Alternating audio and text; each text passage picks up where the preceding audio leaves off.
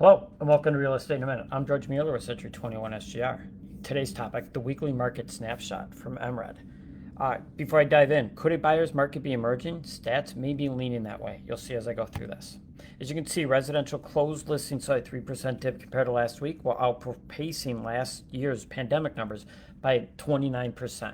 Again, next year's numbers you'll see go up as we get more and more into the pandemic. Listings under contract, as you can see here, rose 10% from last week while outperforming last year's numbers by 4%.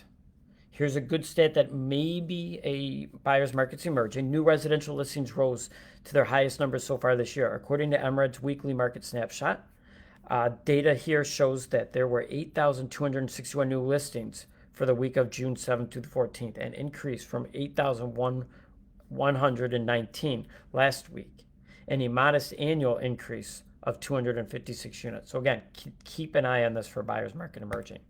Rentals, again, no surprise here, they saw a 40% drop compared to last week. Keep in mind last week's numbers included June 1st, a heavy time to move. As you can see, open houses remain steady. I expect this number to dip slightly next week because of Father's Day weekend and then go back up and kind of remain at this number outside of next week. As you can see here, showings, people are out, people are looking. These numbers here in orange as this year are pretty much mirroring 2019's numbers, and I expect to continue to see this. Again, 2020 was a bit of an anomaly with people going out and so forth. So again, I expect this to stay with 2019's numbers. As you can see, residential sold prices did take a little bit of a dip here to 300,000 compared to last week. This is about a 3% drop.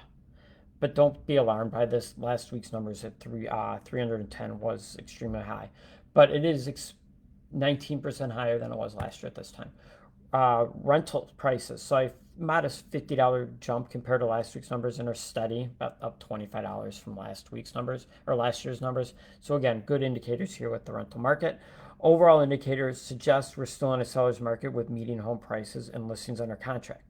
This being said, as I've said in the past, keep an eye on new listings and closed listings as an indicator of possible buyer's market emerging.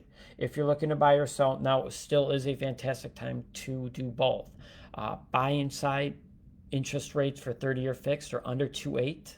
You can probably get it even lower than that depending on how much you shop around. So kind of keep that in mind. And then median price for buyers or for sellers, a good indicator there too as well of what your home can go for.